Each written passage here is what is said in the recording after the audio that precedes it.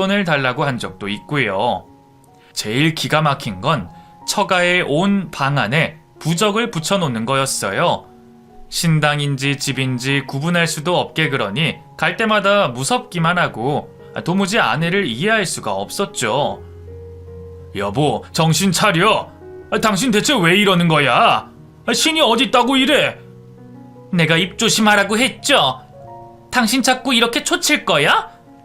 내가 나 혼자 잘 살자고 이래? 이렇게 해야 우리한테 안 좋은 일들이 다 비켜간다고. 지난주에 500만 원 가져간 거 그거 누구 줬어? 당연히 보살님 드렸죠. 당신 그거 어머님 치료비로 쓴다고 했잖아.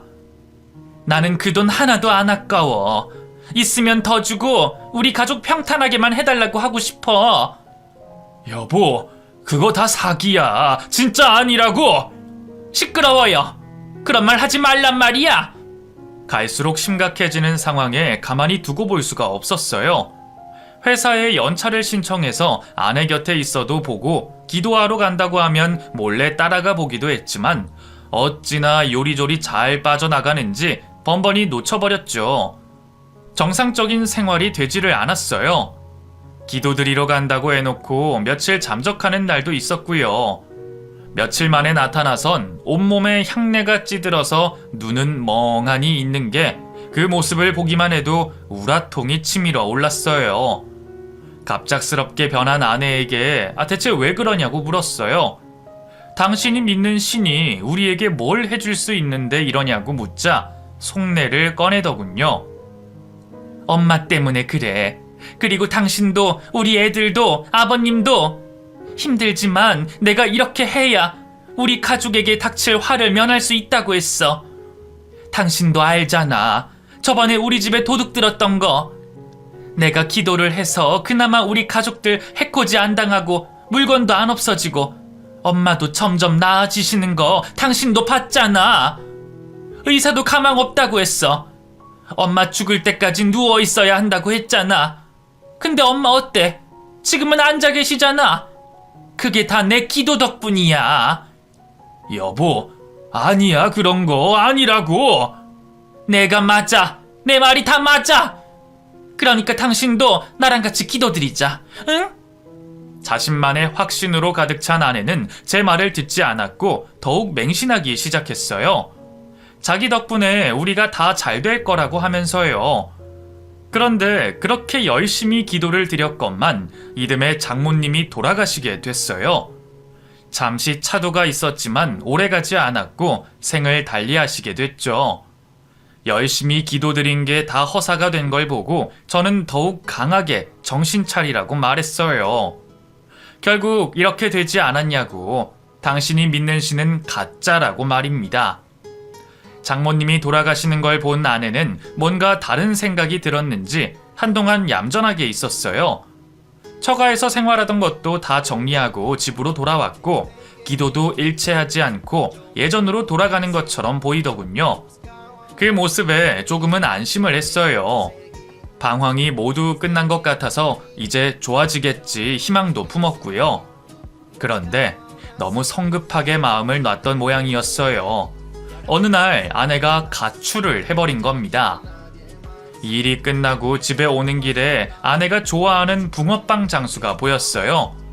뜨끈하게 막 구운 붕어빵을 사서 집에 도착해 아내를 불렀는데 아버님만 계시는 겁니다. 아버지, 이 사람은요?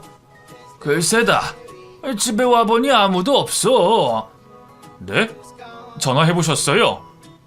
전화기가 꺼져 있던데? 너는 뭐 들은 거 없냐? 아니요. 제가 다시 전화 걸어볼게요. 이게 무슨 일인가 싶어 전화를 걸었어요. 하지만 꺼져 있는지 음성사서함으로 바로 넘어가는 전화였죠. 이상한 생각에 평소 가깝게 지내는 이웃에게도 연락을 해봤지만 다들 모른다는 말뿐이었어요. 왜 전화가 안 되는지 무슨 일이 생겼나 싶어 걱정이 됐습니다. 옷이라도 먼저 갈아입어야겠다 싶어 안방에 들어갔는데 그 순간 단순한 외출이 아니라는 생각이 들었어요. 화장대 위에 있던 아내의 화장품들이 없었고 옷장 안에도 옷이 비어 있었어요. 이상해서 서류를 두는 서랍을 열었더니 통장이 없어졌더군요. 3천만 원이 들어있는 적금 통장이었는데 도장도 같이 사라진 뒤였어요. 아무리 봐도 작정하고 집을 나간 것 같았습니다. 갑작스런 상황에 저는 당황했어요. 이 사람이 집을 나간 게 분명해지자 백방으로 사람을 찾기 시작했고 경찰에게도 도움을 요청했지만 가출은 실종 신고가 안 된다는 답변만 오고 뾰족한 수가 없었죠. 아내가 사라지면서 저희 집은 발칵 뒤집혀 버렸어요. 전화기가 꺼져 있으니 위치를 찾을 수도 없었고 잠적하기 전에 보험 해지도에서 돈까지 죄다 챙겨서 사라진 사람이었어요. 왠지 그 보살에게 찾아간 것 같은 생각이 강하게 들었죠. 하지만 그 사람이 어디에 사는지도 모르니 찾아갈 수도 없어 답답하기만 할 뿐이었습니다. 일까지 쉬면서 아내를 찾아다녔어요. 시간이 날 때마다 찾으러 다녔죠. 하지만 어떻게도 찾을 수가 없었어요. 땅속으로 꺼졌는지 하늘로 솟았는지 도통 찾을 수가 없었습니다. 그럼에도 불구하고 저는 포기하지 않았어요. 다른 사람은 다 포기해도 저는 제 아내를 포기할 수가 없었어요. 기약 없이 없어진 아내를 기다리며 보낸 시간이 10년이 눈 깜짝할 새에 흘러갔죠. 그 사이 아버님도 돌아가시고 첫째는 군대를 제대하고 직장에 취직해 결혼하겠다는 여자를 데려와 인사를 시켰습니다. 둘째 아들은 특히 엄마를 많이 따랐던 자식인데 아내가 행불이 되고부터 성격이 이상해졌어요. 늘 우울한 표정으로 사람들과 잘 어울리지 못하고 방에 처박혀 있는 시간이 많았고요. 부모된 마음에 걱정돼서 대화를 해보려고 했지만 아들은 저와도 대화를 거부했어요. 엄마가 뜬금없이 사라졌다는 것이 아이들에게 깊은 상처가 됐죠. 올해는 결혼식 올리자. 네? 그래도 돼요, 아버지? 엄마 아직 소식 없잖아요. 네 엄마 찾아다닌 시간만 10년이다. 아직도 나타날 생각이 없으니 언제 찾을지. 너희도 결혼을 미룰 수 없으니 올해는 식을 올리자. 네, 알겠어요. 그래, 그동안 기다려줘서 고맙다. 아닙니다, 아버지. 당연한걸요. 안 돼요, 아버지. 아니, 엄마도 없는데 무슨 결혼식이에요. 그럼 네 형이 계속 기다려야겠냐? 지금도 충분히 기다렸어. 싫어요. 나중에 엄마가 와서 알면 얼마나 서운하겠어요. 그것보다 이게 더 중요해. 아버지는 정말 너무하세요. 집안의 첫 결혼식이었어요. 우리 집 장남 결혼시킬 때 아내와 함께 혼주석에 앉고 싶어 기다렸는데 죽었는지 살았는지 알 수도 없으니 마냥 기다릴 수만은 없었죠. 더는 미룰 수가 없어 식을 올리자고 했는데 둘째 아들이 화를 냈어요. 엄마 없이 결혼식을 올리는 건 용납 못한다면서요. 지 형이 계속 기다렸다는 걸 뻔히 알면서도 마음이 그렇지 않은 모양이었죠. 그 마음 저도 모르는 바는 아니었지만 어쩌겠습니까? 아이들은 계속 살아가야 하잖습니까? 아내 없이 상견례를 하고 결혼식 준비를 했습니다. 지 엄마가 있었다면 이것저것 알뜰살뜰 잘 챙겨줬을 텐데 혼자 큰 행사를 치를 준비한다고 애쓰는 건 아닌가 걱정이 됐어요. 염려되는 마음에 물어보면 장남은 씩씩하게 대답하면서 저더러 걱정 말라고 했어요. 그 모습이 든든해 보여 언제 이만큼 컸나 싶어 눈물이 날 때도 있었죠. 드디어 장남이 결혼식을 올리고 혼주석에 저 혼자 섰어요. 듬직한 아들과 예쁜 며느리를 보고 있자니 기쁘면서도 속이 상해서 자꾸만 눈물이 나려고 했습니다. 좋은 날 눈물 보이지 않으려고 애를 쓰며 잔치를 잘 마무리할 수 있었어요. 집안에 새 식구가 들어오고 나니 그나마 휑했던 집이 꽉 차는 것 같았죠. 그렇게 차츰차츰 아내의 자리가 지워지는 것 같았죠. 회사에서 정년 퇴임을 하고 나니 갑자기 할 일이 없어졌어요. 열심히 다녔던 회사에서 그나마 말년까지 큰 변고 없이 끝까지 다닐 수 있었고 지나간 시간들이 영화처럼 스쳐 지나갔습니다.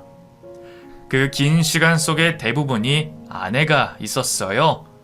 제 인생에서 뗄래야 뗄 수 없는 그런 사람인데 대체 어디로 간 건지 그날따라 아내 생각에 사무쳐 홀로 눈물 짓던 밤 꿈에 아내가 나왔습니다. 고운 얼굴로 아무 말 없이 쳐다보기만 하고 사라졌는데 깨어나고 보니 꿈이었어요. 사라진 이후로 꿈에서도 나오지 않았던 사람이라 많이 찝찝했는데 며칠 뒤 경찰서에서 연락이 왔어요. 신정혜 씨 집 맞습니까? 신정혜요? 네네, 제 안사람입니다. 저희 안사람 찾았습니까? 네. 신정혜 씨가 사망하셔서 연락드립니다. 네? 사망이요? 그토록 기다리고 기다렸던 전화. 그런데 그 전화가 제가 원치 않던 소식을 전해주는 전화였어요. 아내가 사망을 했다니. 어디서? 왜? 믿을 수 없는 소식에 답 없는 물음만 계속 떠올랐죠. 곧 저는 아내가 안치되어 있는 병원으로 갔고 그토록 찾아다니던 그리운 내 아내를 싸늘한 주검으로 마주하게 됐습니다. 현수 엄마, 눈 떠봐. 현수 엄마, 나왔어. 눈 떠. 한낮인데 왜 자고 있는 거야? 당신 나 안 보고 싶었어? 이 무정한 사람아, 이렇게 가면 어떡하라고? 정혜야, 신정혜, 눈 떠, 눈 뜨란 말이야. 대답 없는 아내를 붙들고 저는 무너져 내렸어요. 이제 겨우 만났는데, 이제서야 만났는데 이 사람은 저에게 말 한마디 못하고 가만히 누워만 있었어요. 어디서 뭘 하며 지냈길래 몸은 앙상한 뼈만 남은 채 죽어서야 저를 찾아온 사람이 너무나 원망스럽기만 했어요. 원망스럽고 미워서 눈물밖에 나오지 않았죠. 아내의 사인은 급성 심장마비. 지방 어느 촌동네에 홀로 살면서 근처 식당에서 일하며 살았다던 아내는 쓸쓸하게 혼자 죽음을 맞이했어요. 왜 그동안 가족에게 연락 한 번을 하지 않았던 건지, 왜 돌연 사라진 건지 궁금한 게 너무나 많았지만 죽은 사람은 말이 없었어요. 아이들도 엄마가 죽어서 돌아와 그 충격이 대단했습니다. 특히 둘째는 화장터에서 울음을 멈추지 못했고요. 우리 모두 갑작스런 죽음 앞에 정신을 차릴 수가 없었습니다. 우리는 떠나보낼 아무런 준비도 못한 상황이었지만 죽은 아내를 떠나보내야 했어요. 충격과 슬픔 속에 한동안 벗어날 수가 없었어요. 아내를 납골당에 모시고 아내가 지냈던 집으로 갔습니다. 다 쓰러져가는 집 방 한 칸에서 살았던 아내. 세간살이도 별거 없고 딱 필요한 것들만 있었어요. 그리고 온 방 안에 부적이 여전히 붙어 있었고요. 저는 방에 들어가자마자 보기 싫은 그 부적들부터 죄다 떼냈습니다. 결국엔 이 망할 놈의 신 때문에 아내가 죽은 것 같았죠. 속에서 올라오는 화 때문에 잠시 숨을 고르고 짐을 챙기기 시작했어요. 그곳에 있는 물건 전부 다 버릴 것들이었지만 혹시나 저와 아이들에게 남긴 게 없을까 해서 살펴보는데 웬 일기장이 나오더군요. 매일매일 일기를 썼는지 빼곡하게 적힌 글자들은 모두 아내의 글씨체가 맞았어요. 나중에 찬찬히 읽어보려고 챙겨두고 다른 물건들을 보는데 웬 명함 뭉치가 나왔죠. 아내 명함인가 싶어 살피니 이름이 낯설더군요. 웬 보살집 명함이었고 뭉터기로 나온 걸 보니 왠지 수상하게 느껴졌어요. 그래서 명함 몇 개를 챙겨서 그곳을 나왔습니다. 차에 돌아와 아내의 일기장부터 읽어봤어요. 꾹꾹 눌러 쓴 일기장에는 믿을 수가 없는 내용들이 적혀 있었죠. 아내가 가출한 이유가 이 남자 보살에게 속아서 집에 현금과 보험까지 해지해 돈을 챙겨 집을 나오게 했다는 겁니다. 그리고 그 이후에도 가족들을 볼모 삼아 기도를 드리게 하고 아내가 곁에 있으면 화가 생긴다며 얘기를 했다는 거죠. 때문에 스스로 우리 곁을 떠났고 이후에도 연락을 하지 못한 채 그렇게 혼자 지냈다는 내용의 글이 있었어요. 5권이나 되는 일기장에는 매일 저와 아이들이 보고 싶다는 내용이 적혀 있었어요. 저에게 자세히 설명하지 않고 혼자 결정 내린 행동들을 후회한다는 내용도 있었고요. 무엇보다 아이들 걱정과 보고 싶은 마음이 구구절절 적혀 있는 걸 보니 가슴이 답답해졌습니다. 이 착한 사람이 왜 이런 말도 안 되는 행동을 한 것인지 너무나 답답했어요. 일기장에 더 읽어내려가니 도중에 집으로 돌아가려고 했던 내용이 있었어요. 그런데 그 남자 보살이 집으로 돌아가면 가족들에게 화가 생기도록 하겠다고 협박을 한 내용이 있었어요. 진짜 그 신이라는 걸 믿었던 건지 아내는 그 보살의 말을 믿었고 아예 집으로 돌아갈 생각을 접어버렸죠. 아무리 봐도 오랜 시간을 들여 아내가 세뇌당한 것 같았어요. 그리고 꼬박꼬박 공물을 바쳐야 한다며 아내가 번 돈의 대부분을 그 남자에게 상납한 내용도 있었고요. 아내의 지난 시간들을 알게 되고 도저히 믿을 수가 없었어요. 21세기인 현재 이런 말도 안 되는 미신 같은 걸로 사람을 현혹시킨다니, 그걸 또 철석같이 믿다니 도저히 이해가 되지 않았죠. 저는 그 길로 명함에 적힌 주소로 차를 몰았어요. 아내를 가족들과 생이별시킨 장본인, 아내에게 금품을 갈취한 이 인간의 낯짝을 봐야 한다는 생각으로요. 급하게 차를 몰아 그곳에 도착했더니 겉에서 봤을 땐 웬 무당집 같았어요. 안으로 들어가야 했기에 손님인 척 시치미를 떼고 들어갔습니다. 계십니까? 점 보러 왔는데요. 어서 오세요. 혹시 예약은 하셨습니까? 아니요. 지나가다가 보여서 들어왔는데 예약을 안 하면 볼 수 없나요? 원래는 안 되지만 들어오십시오. 웬 남자가 얼굴을 하얗게 칠해선 입술에 립스틱까지 바르고 저를 맞이했어요. 다시 봐도 꺼림직한 느낌이 드는 그런 사람이었고, 이 남자가 내 아내를 그리 했을 수도 있다는 생각이 드니 속에서 화가 치밀어 오르기 시작했어요. 그곳에서 살고 있는지 입구에는 가정집 거실로 꾸며놨고 안쪽으로 방이 따로 있더군요. 여기서 잠시만 기다려주세요. 네. 남자는 저를 거실에 있으라고 했고 소파에 앉아 기다리다가 거실 한켠에 있는 진열장을 보게 됐어요. 사진들이 있길래 봤는데 멀리서 봐도 왠지 아내의 모습인 것 같은 사진이 있었어요. 깜짝 놀라 가까이 갔고 사진에는 아내와 남자가 같이 찍은 사진이 있었습니다. 일기장 속 남자가 이 사람이 맞다는 확신이 들었어요. 화가 나서 사진을 꺼내들자 그때 남자가 방에서 나왔죠. 이분은 아내분이신가요? 아니요.